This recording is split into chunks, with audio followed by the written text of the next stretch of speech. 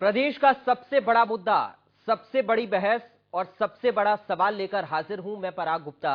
और India news Uttar Pradesh Uttarakhand पर आप 24 का चक्रव्यूह देख रहे हैं। 24 के चक्रव्यूह में आज 2024 में होने वाले लोकसभा चुनावों को लेकर सवाल दागे जाएंगे। 24 के चक्रव्यूह को भेदने के लिए नेता राजनेताओं ने पूरा दमखम लगा रखा है। देश की सबसे बड़ी पार्टी भारतीय जनता पार्टी जीत की हैट्रिक लगाने को बेताब नजर आ रही है।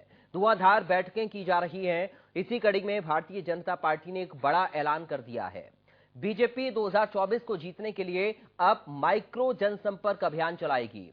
अब ऐसे में सवाल है कि माइक्रो अभियान से मेगा जीत मिल पाएगी। इसी मुद्दे पर होगी प्रदेश की सबसे बड़ी बहस। वैसे तो यूपी में पिछले कुछ दिनों में विपक्षी पार्टियों को झटके पर झटके लग रहे हैं। पहले जहां सपा विधायक और पिछड़ों के नेता माने जाने वाले दारा सिंह चौहान ने समाजवादी पार्टी का दामन छोड़ा और बीजेपी के साथ आ गए, तो वहीं पूर्वांचल की कई सीटों पर प्रभाव रखने वाले ओम प्रकाश राजभर भी बीजेपी के साथ आ गए। लेकिन इन सब के बीच अब बीजेपी संगठन महामंत्री और चुनावी चाणक्य कहे जाने वाले बीएल संतोष ने 2024 का चुनावी खाका तैयार किया। सूत्रों के हवाले से खबर यह भी है कि कुछ नेताओं को मंत्री बनाया जा सकता है। तो चलिए ग्राफिक्स के जरिए आपको दिखाते हैं कि कौन कौन से नेता रेस में शामिल हैं। देखिए, इसमें धर्म सिंह सैनी का नाम शामिल है। ये मंत्री बन सकते हैं। किस किस को जिम्मेदारी मिल सकती है? राजपाल सैनी का नाम भी शामिल है, इनको भी शामिल किया जा सकता है। इसके साथ ही जगदीश सोनकर भी शामिल हो सकते हैं। जगदीश सोनकर का नाम भी चर्चाओं में इस वक्त है। और जगदीश सोनकर के बाद सुशील बीएसपी, ये जो नेता हैं ये शामिल हो सकते हैं। बीजेपी अपना कुनबा बढ़ाने की लगातार कोशिश कर रही है। सुषमा पटेल हैं जो बीजेपी में शामिल हो सकती हैं। इससे पहले कई नेता बीजेपी में शामिल हुए हैं। तो भारतीय जनता पार्टी 24 को लेकर फुल एक्शन में नजर आ रही है। जोमेटो, स्विगी जैसे डिलीवरी बॉय के जरिए बीजेपी अभियान को धार देने की फिराक में है। बीजेपी का मानना है कि लोगों के घर घर तक वो पहुंचते हैं। इसी को लेकर देखिए इंडिया न्यूज संवाददाता की ये विशेष रिपोर्ट। आगामी लोकसभा चुनाव को लेकर के समाजवादी पार्टी, आरएलडी और बहुजन समाज पार्टी के कई बड़े नेता भारतीय जनता पार्टी के संपर्क में हैं। आपको बताते चले कि मिशन 2024 को लेकर के भारतीय जनता पार्टी की अगर बात की जाए तो अब उनकी नजर पश्चिमी और पूर्वी उत्तर प्रदेश के विपक्षी दलों के पिछड़े नेताओं को साथ लाकर झटका देने की है। सूत्रों की माने तो समाजवादी पार्टी नेता और पूर्व मंत्री साहब सिंह सैनी, आरएलडी के राजपाल सैनी और बहुजन समाज पार्टी और समाजवादी पार्टी में रही पूर्व विधायक सुषमा पटेल थामेंगे भारतीय जनता पार्टी का दामन। इसके साथ ही आरएलडी से आने वाले बहुजन समाज पार्टी के राज्यसभा सांसद रहे राजपाल सैनी भी साहब सिंह सैनी के साथ बीजेपी का थाम सकते हैं दामन। आपको ये बताते चले कि पूर्वांचल में भी भारतीय जनता पार्टी की पैनी नजर बनी हुई है और एक बार फिर से समाजवादी पार्टी के दो बड़े नाम, जिसमें सुषमा पटेल और जगदीश सोनकर की पार्टी का जो दामन है वो थाम सकते हैं। और यही दोनों नेता पूर्वांचल और जौनपुर से आते हैं, जिनमें सुषमा पटेल कुर्मी है तो वहीं जगदीश सोनकर दलित समाज से आते हैं। दोनों एमएलए भी रह चुके हैं। इतने बड़े सारे गठबंधन जिस तरीके से लगातार भारतीय जनता पार्टी करती आ रही है, जिसमें 38 दल ऑलरेडी हैं और कुछ और भी दल शामिल हो सकते हैं, तो ऐसा भी कयास लगाया जा रहा है कि आगामी 24 जुलाई को ये शपथ भी ले सकते हैं। ये जो बड़े नाम हैं वो भारतीय जनता पार्टी में शामिल हो सकते हैं। और लखनऊ से वीडियो जर्नलिस्ट गौरव के साथ मैं निकिता सरीन, इंडिया न्यूज के लिए।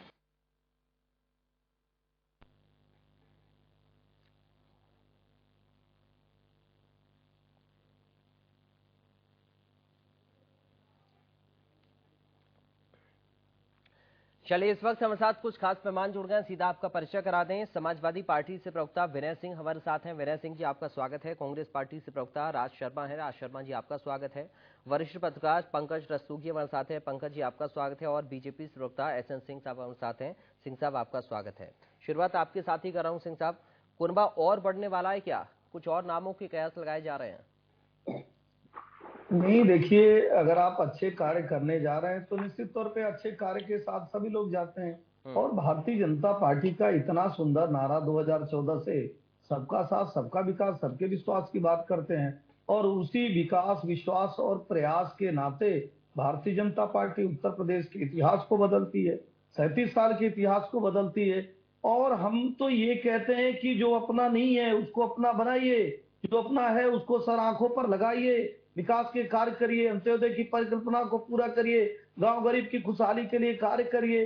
भारतीय जनता पार्टी देखिए आज महाजनसंपर्क अभियान चला रही है, घर घर जाके जो कल्याणकारी योजना है भारतीय जनता पार्टी की, जो हम खुशहाली के लिए कार्य किए हैं उसको बताने का कार्य कर रहे हैं। और बहुत सारे लोग अंतिम समय में आते हैं, चुनाव आयोग को गाली देंगे, संविधान को गाली देंगे, सुप्रीम कोर्ट को गाली देंगे, ईवीएम को गाली देंगे, बहुत सारे ऐसे सवाल उठाएंगे क्योंकि वो मेहनत करेंगे नहीं। और कहा जाता है कि जो आदमी तैयारी करता है, चाहे वो सीमा पे रहने वाला जवान हो, खेत में कार्य करने वाला किसान हो, या तैयारी करने वाला विद्यार्थी हो, जो तैयारी करता है वो अच्छे नंबर पाता है।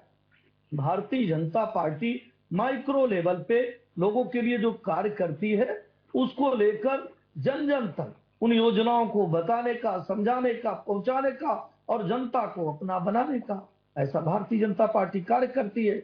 इसी के नाते भारतीय जनता पार्टी देखिए कभी 2 सीटों वाली पार्टी, आज देश नहीं दुनिया की सबसे बड़ी पार्टी हो गई। और हम ये विश्वास उत्पन्न करते हैं जहां जहां भारतीय जनता पार्टी की सरकार है, हम विकास की योजनाएं लेकर आएंगे। हम किस तरह से रैपिड रेल बनाएंगे, डिफेंस कॉरिडोर बनाएंगे, खाद के कारखाने लगाएंगे, अमूल की फैक्ट्री लगाएंगे, ऐसे सड़कों का जाल बिछाएंगे कि उत्तर प्रदेश तरीके और भी देश में प्रदेश वो बड़े बड़े एक्सप्रेसवे वाले प्रदेश हो जाएंगे। तो इन सभी चीजों को, विकास को लेकर, राष्ट्रवाद को लेकर जनता के बीच में जाकर जनता को अपने आप से जोड़ने का कार्य करते हैं।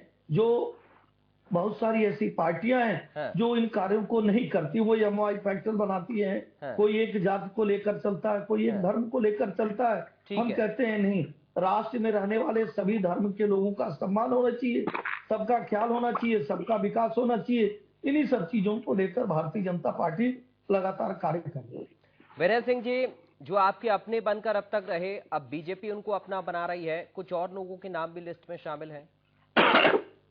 देखिए एक चीज बताएं आपको, मैं घुमंतू गिरोह के सदस्यों की बात तो नहीं करता जी। इनका चुनाव आता है, ऐसे लोग आते जाते रहते हैं और वो आते जाते रहेंगे। भारतीय समाजवादी पार्टी की अपनी एक विचारधारा है, उस विचारधारा को लेकर के जनता के बीच में रही बात। अभी हमारे झूठ के पाठशाला के बड़े भाई, बड़े मित्र, हमारे बड़े भाई सिंह साहब कह रहे थे कि हम माइक्रो लेवल पे अभियान चला रहे हैं, घर घर जा रहे हैं। ये हमें भी लग रहा है कि माइक्रो लेवल पे चला रहे, तभी माइक्रो पार्टियों का जुटान कराने का प्रयास कर रहे हैं, जिनके पास न जनाधार है, न क्या कहते हैं, न सांसद है, न कुछ है, ऐसे लोगों का ये जुटान कराने का प्रयास कर रहे हैं। भाई साहब, ये एक चीज और मैं आपको बता दूं, जब आदमी सबका साथ सबका विकास तमाम ऐसे योजनाओं की बात करता है, इस 10 साल की सरकार में अगर इतना काम किए होते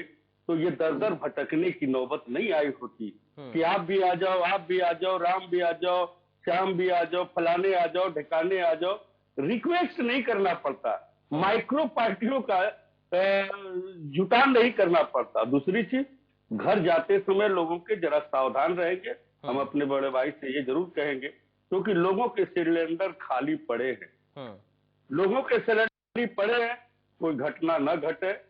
महिलाओं का किचन का मामला बिगड़ा हुआ है, हाथ में बेलन लिए रोटी है नहीं, आटा खरीदने पैसा है नहीं, इसलिए थोड़ा सा संभल करके जाएंगे, सावधानी से जाएंगे, क्योंकि जनता आक्रोश में है। आपके जो कृत्य रहे हैं, आपके जो झूठ के पुलिंदे रहे हैं, इसके वजह से आज जनता आक्रोश में है।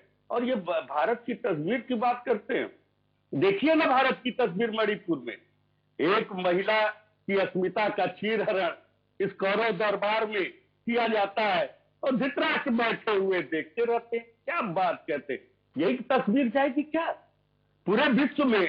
इस तस्वीर को देख करके क्या कहा होगा लोगों ने?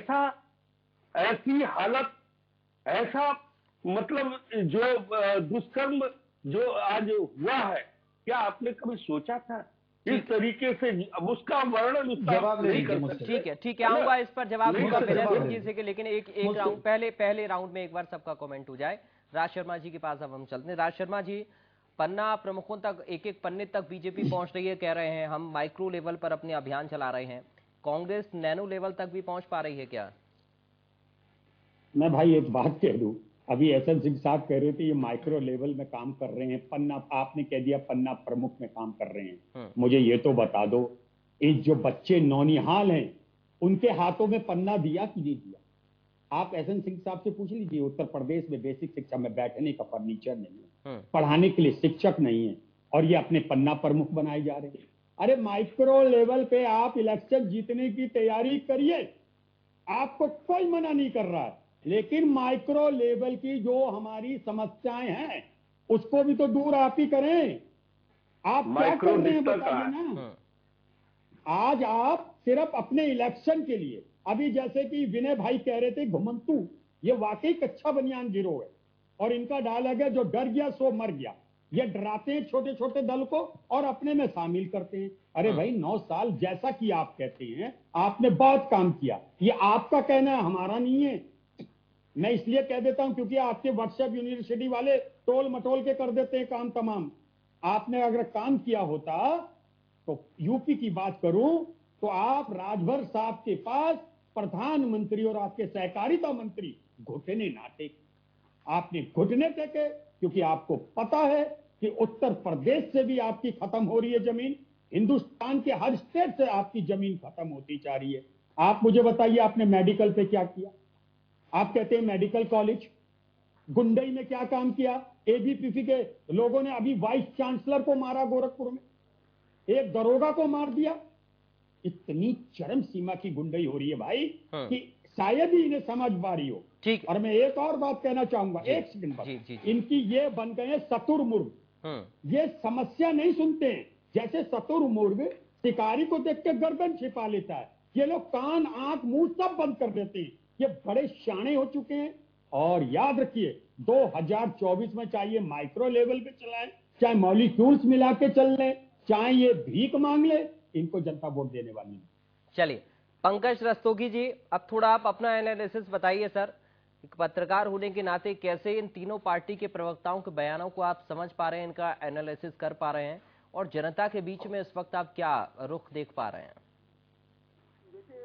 देखिए एक बात तय समझ लीजिए पराग जी की 2014 से प्रधानमंत्री के नेतृत्व में केंद्र में सरकार मोदी जी के बनने के बाद प्रधानमंत्रित्व काल में जिस तरह के विकास के कार्य हुए और जिस तरह से 2014 में 38% वोट भाजपा को मिले, उसके बाद 2019 में 45% वोट मिले, तो भाजपा की नीतियों के कारण इसका ग्राफ बढ़ता गया। उसी का परिणाम है कि तमाम दलों के लोग भारतीय जनता पार्टी में जुड़ते जा रहे हैं, तमाम छोटे दलों के लोग और जो अन्य विपक्षी पार्टियों के प्रमुख लोग हैं वो भी भारतीय जनता पार्टी की नीतियों से ओतप्रोत होकर इसमें जुड़ते जा रहे हैं। अभी आप उत्तर प्रदेश की बात करें, उत्तर प्रदेश में जिस तरह से योगी आदित्यनाथ ने कानून और भयमुक्त शासन का राज किया है, उसका नतीजा है कि समाजवादी पार्टी के फ्रंटल ऑर्गेनाइजेशन और बैकवर्ड समुदाय के कई नेता, दारा सिंह चौहान हो या उनके गठबंधन के आपके ओम प्रकाश राजभर हो, चाहे अभी कुछ दिन पहले देखिए ब्राह्मण नेता अशोक वाजपेयी ने बीजेपी ज्वाइन किया था। तो इस तरह से तमाम लोग बीजेपी के कुनबोल की शोभा बढ़ाते जा रहे हैं, जिसका फायदा बीजेपी को। तो क्या पंकज जी ये माना जा सकता है, एक मिनट आऊंगा कार्यकर्ताओं का एक बहुत बड़ा समूह है, आऊंगा विनय जी, आऊंगा राज जी, आऊंगा प्रमुख की व्यवस्था विपक्ष के लोग देने में नाकाम रहा है। थोड़ा सा रुकिए प्लीज। इस तरह का कृत्य करना, ठीक है, ये सब भी जो है बीजेपी के कुंबे को बढ़ाने में सहायक हो रहा है। हाँ। और प्रधानमंत्री मोदी ने जिस तरह से भारत की इकोनॉमी जो इस समय 3.7 ट्रिलियन की है, उसको 5 ट्रिलियन में जाने। चलिए विनय जी आऊंगा मैं, लेकिन एक और सवाल पहले पंकज जी से मैं ले लूं। मैं आऊंगा थोड़ा सा रुक जाइए प्लीज। देखिए समय खराब होता है ऐसे।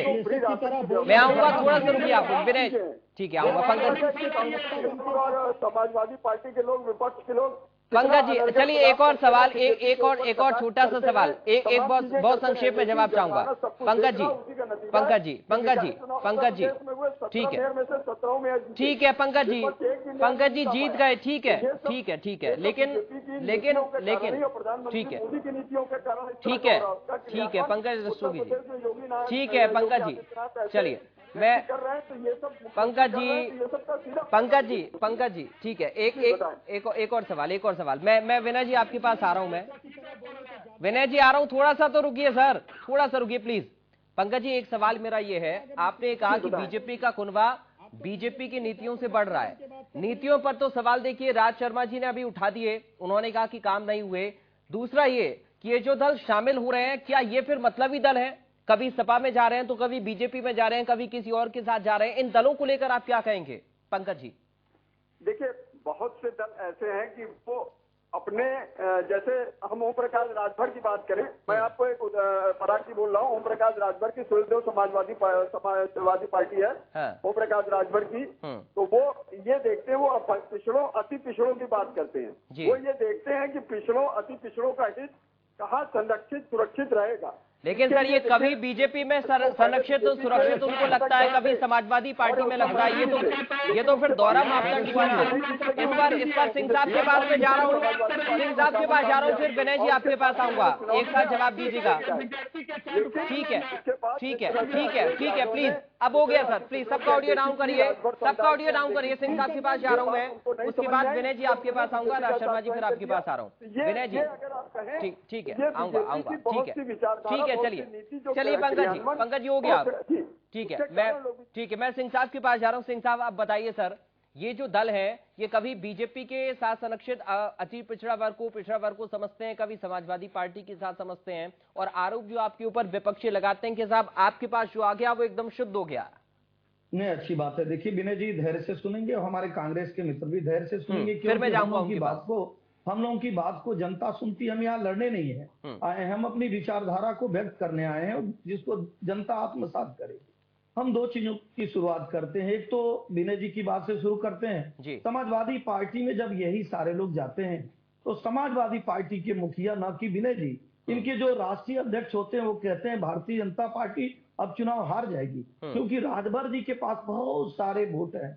जब बहुजन समाजवादी पार्टी से गठबंधन होता है तो वो कहते हैं कि दुनिया में इससे बड़ा गठबंधन कहीं हो नहीं सकता। बहुजन समाजवादी पार्टी और समाजवादी पार्टी से बड़ा गठबंधन कुछ होता नहीं। लेकिन वही जब आपका कांग्रेस से भी टूटता है तो आप कहते हैं कि उनके पास राजनीतिक समझ नहीं है राहुल जी के पास।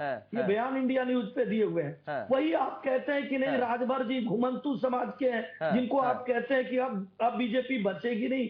मैं आपकी बात को कोट कर रहा हूं, मैं कुछ भी गलत नहीं कर रहा हूं। हमारे मित्र ने एक सवाल पूछा, मैं सवाल से भी नहीं भगता हूं। कांग्रेस के मित्र ने एक सवाल पूछा, उन्होंने कहा एजुकेशन में क्या है।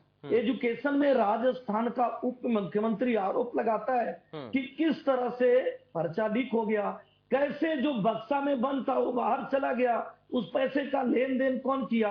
उत्तर प्रदेश में 1.5 लाख एजुकेशन में छोटा सा जवाब दे लेने जी भाई, छोटा सा 10 सेकंड और लूंगा, फिर मैं पुनः दूसरे चैनल पे जाना है, मैं चला यूपी की बात। उत्तर प्रदेश में भारतीय जनता पार्टी की जब से सरकार है आपके पास टीचर पूरे कुछ नहीं हुआ। तीसरा बीना जी, तीसरा टीचर पूरे बीना जी, अरे भैया मैं आपके बीच में बोलूंगा, आप सुनिए फर्नीचर है मुझे 6 जिले के बीना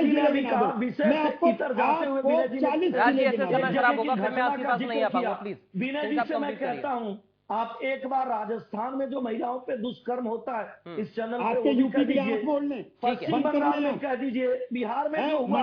चलिए विनय जी बहुत जल्दी से विनय जी के पास चलिए। आरोप सर क्राइम किसी राज्य में क्राइम कम नहीं है, ठीक है, सभी राज्यों में क्राइम है, ऐसा नहीं है कि किसी राज्य में शून्य क्राइम है। बीच में बोलेंगे तो सुनेंगे। अब समय नहीं है मेरे पास, विनय जी के पास जा रहा हूँ, फिर मैं राज्य के पास जा रहा हूँ। थोड़ा सा रुकिए सभी लोग, एक मिनट। पार्टी रही राष्ट्रीय पार्टी किस तरह से, मैं यही भाषा का प्रयोग करूँ, एक राष्ट्रीय पार्टी किस तरह से टीएमसी के सामने हाथ जोड़ रही है, जो टीएमसी आपसे निकली है, एक राष्ट्रीय पार्टी किस तरह से एनसीपी से हाथ जोड़ रही है। चलिए सर हो गया, अभी आपने कहा कि पर्सनल लड़ाई नहीं है, आपकी निजी लड़ाई नहीं है सर, प्लीज डाउन करिए सबको, प्लीज ऐसे नहीं सर। विनय सिंह जी बहुत जल्दी से लगे, बहुत देर से अपनी बात रखना चाह रहे हैं विनय जी। से अपनी बात को कहिए। कच्चा बनियान गिरोह की तरह काम करते ठीक है सर, हो गया। सिंह साहब प्लीज सिंह साहब और राज शर्मा जी, विनय जी को थोड़ा सुन लीजिए सर। अरे विनय जी को भी तो सुनिए सर। ठीक है, जवाब दे दिया, आप जवाब दीजिएगा। चलिए विनय जी अपनी बात रखिए। सिंह साहब हो गया, राज शर्मा जी हो गया, प्लीज शराब का अड्डा बना दिया है, आपको पता है। खत्म करिए आप सर, खत्म करिए। राज शर्मा जी, सिंह साहब खत्म करिए प्लीज। शर्मा जी और सिंह साहब खत्म करिए सर, ऐसे समय खराब कर रहे हैं। जनता ये सोच रही है आपके पास जवाब नहीं है। प्लीज कांग्रेस का नाम आया, सनातन समय जाया मत करिए, समय जाया मत करिए, समय जाया मत करिए।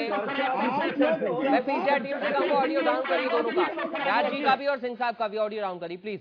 माफी चाहूंगा सर, माफी चाहूंगा, ऐसे चर्चा नहीं हो पाएगी। विनय सिंह जी को हम सुनेंगे अब। विनय सिंह जी अपनी बात रखिए।